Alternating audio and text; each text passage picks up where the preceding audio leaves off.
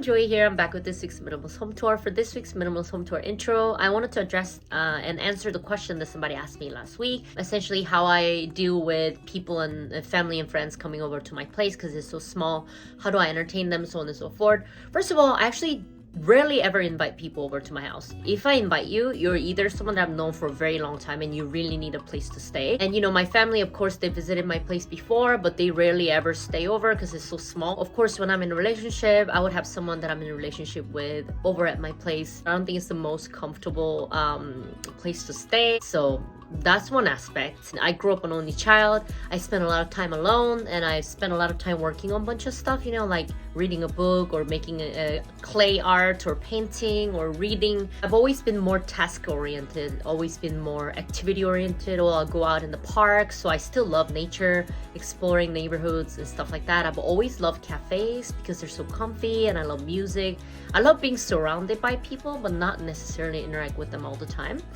And I need my own space. Even if I like somebody, even if it's like a relationship or even friendship, even if I like them, I cannot mentally or physically spend all my time with them. I don't think that keeps me happy. I don't think that keeps me authentic. So I'm one of those people that I do need my space. And another thing they asked me in this question last week was, you know, if minimalism is something that I'm used to, it's something that I grew up with. But I did sort of have minimalist background. So one thing that I have mentioned before is my family, both of my parents had a small business even before I was born.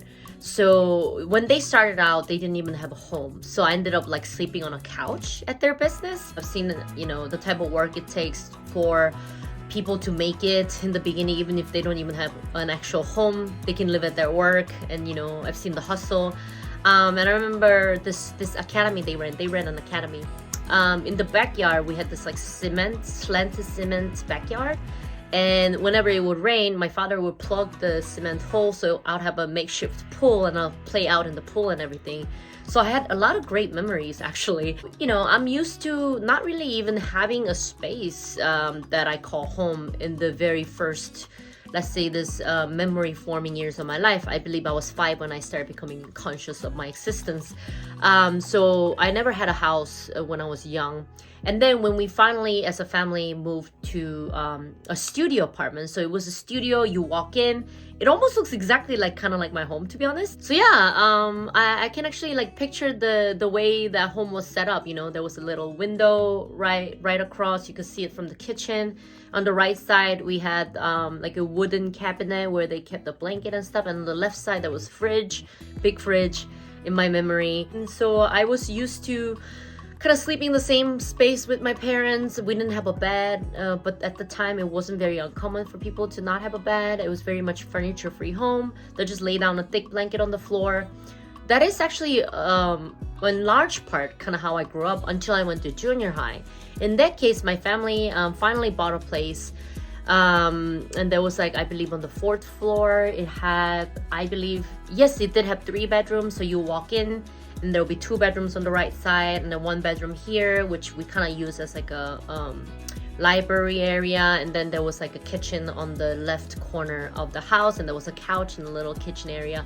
So that was kind of a big upgrade for my family. Essentially, you know, my parents, the way I was raised, you know, it was very communal environment. Again, I'm not religious at all. I identify as basically atheist. I try to respect all religions as long as it's not harmful, as long as it doesn't go against human rights, so on and so forth. But you know, growing up, I had a huge community of people essentially from the church. And what ends up happening is my folks, you know, they'll receive a lot of free stuff from the church people, and they'll also share a lot of free stuff. I remember people come over all the time, especially young kids. It was kind of like, I was kind of like one of the older girls in the church as far as children goes, you know, when I was in junior high. So I ended up being in charge of babysitting all these children, and they would all just basically come to my house. I remember like every other Sunday, the doorbell will ring and there'll be like 7 kids just waiting to play with me. I guess I've always been kind of an entertainer. I'll create a makeshift theater for them. We'll use ketchup as a fake blood. I'll tell stories. I always knew how to draw, so I'll end up like drawing with them, whatever, you know. And for me, it didn't even feel like babysitting because they were all like over the age of 5 or something, and I just really liked entertaining them. And it was exciting to see them following my storyline, so on and so forth. I was always taught to share whatever it is that I have. So I had actually a pretty big book collection, for instance, because my folks, they're very academic and they wanted me to read a lot. And they didn't allow me to have a TV. I talked about this before too. I grew up without a TV, never had a TV since I was 5. And nowadays I watch TV like on my phone or my computer, but as a child I didn't have TV, but I had a lot of books and craft supplies and so on and so forth. And then this library that I had with a bunch of books, I was told to share if anybody wants to watch it. They're allowed to borrow my books and play with my toys or whatever. But yeah, most of my time was spent entertaining people, not even with objects, but with playing, going outside, doing a little role play, creating drawings and objects for them, stuff like this. So in a way, I'm very grateful for the somewhat healthy childhood that I had as far as socializing goes. But it's a very unique mix, I feel like, unique to me at least. So for me, I never really had that much time or even inclination to be attached to an object. And now that I think about it, as far as feeling like materially I didn't really lack anything, my folks did a pretty good job. I just always had something to do. If I needed a book, they would get it for me, as long as it wasn't a book that they don't agree with. To address as far as my parents go, I would say my father was more of a minimalist, but I think he was a minimalist because my dad is also a very unique guy, and he is also not a very, I guess you could say, he's not very good at being responsible and nurturing an object or anything like that. So he doesn't like anything that's too stressful. I just think that he didn't really care about maintaining stuff. He was more interested in pursuing his own philosophy, religion, Whereas with my mother, she is more inclined to hold on to things, but she also has kind of good taste, so she doesn't like any cheap items. But I do remember as a child, my father, he would always wear this a tank top for men, and it had a bunch of holes in it. I remember this a white tank top with so raggedy, and he really liked wearing that. That was his thing. So I guess as a child, you're kind of you don't know what to think, because that's a little weird, but at the same time it doesn't really bother you that much. It's just funny to see that he prefers to wear something with holes in it. I don't think my mom liked that very much, but no one saw that outside of the house, so it was more so I think he likes predictability, which, I can relate. So yeah, that's kind of how I grew up. And so you could say I was kind of exposed to minimalism early on. And this is another kind of painful thing to say, but I also remember my father didn't really he was always cleaning a lot, right? He was a very clean guy. So he didn't like having a lot of stuff in the house anyway. So one of the things that he did that used to bother me a lot is that he'll throw away my things without asking my permission. I just remember the pain of oh my god, I didn't even get to say goodbye to my object. Feeling the frustration. So this is another reason why I would never push minimalism on somebody who's not interested in it to begin with. And you should never just throw away someone's item just because you're trying to help them. You would need their consent. I mean, it's okay for you to try and convince them to get rid of it, but never just get rid of it, because you never know what kind of attachment they had with it. I don't particularly regret his decision of getting rid of it, because once you experience pain like that very early on in your youth, I hate to admit it, but it does make you develop those muscles. So it doesn't really hurt me as much to get rid of things that are even more, I guess, more meaningful even. I believe to my father, he was like, well, if you're not going to be responsible for an item and you don't seem to value it, then you don't deserve to have it.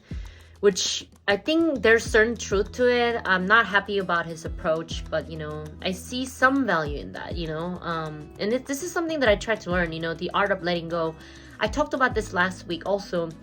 You have to make room for new and better things, and in order for you to do that, you do have to let go of certain things that you have right now, especially if those things, those relationships, those people are not evolving with you. And that's basically what I want to talk about for this week.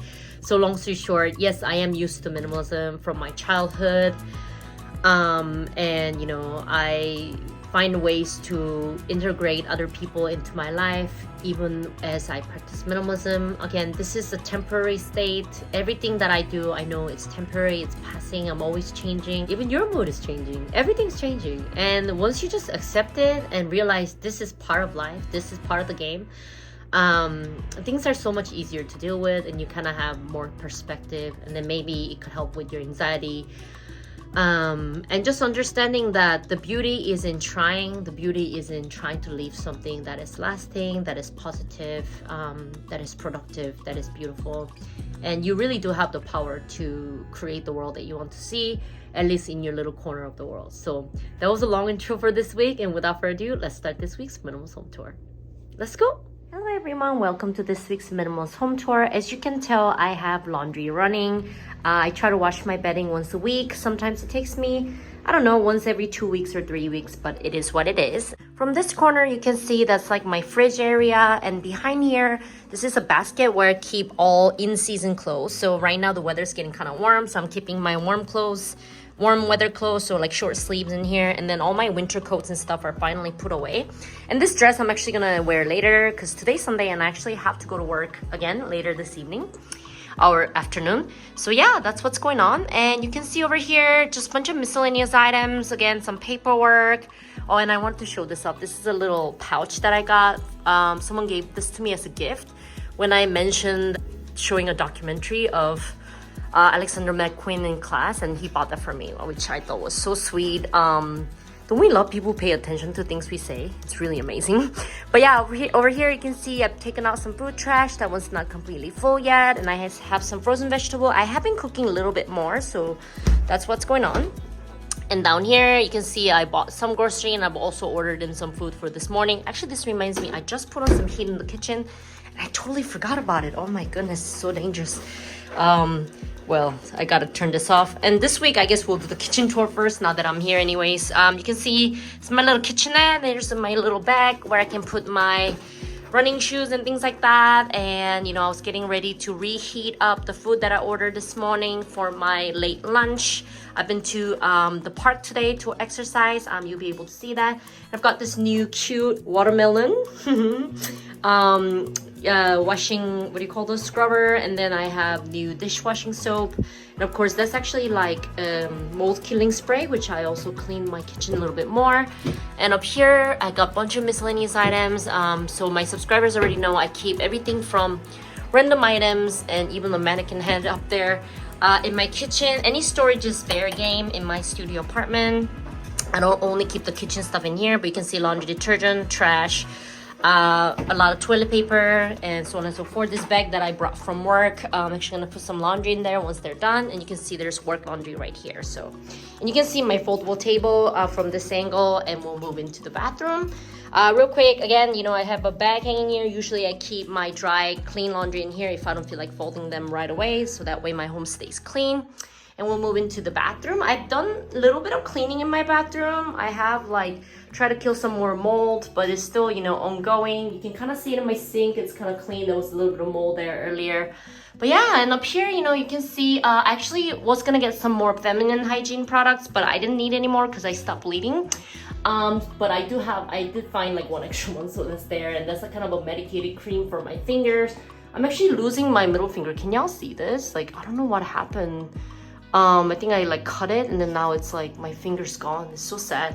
But anyways, so I'm taking a break from doing my nails and stuff like that. But yeah, my fingers are not doing great. But there's sunscreen right there, and of course more sun cream and toothbrush and deodorant right there, which, you know, quite lovely. You gotta stay clean.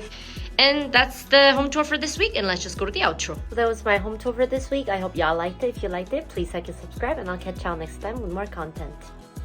Bye!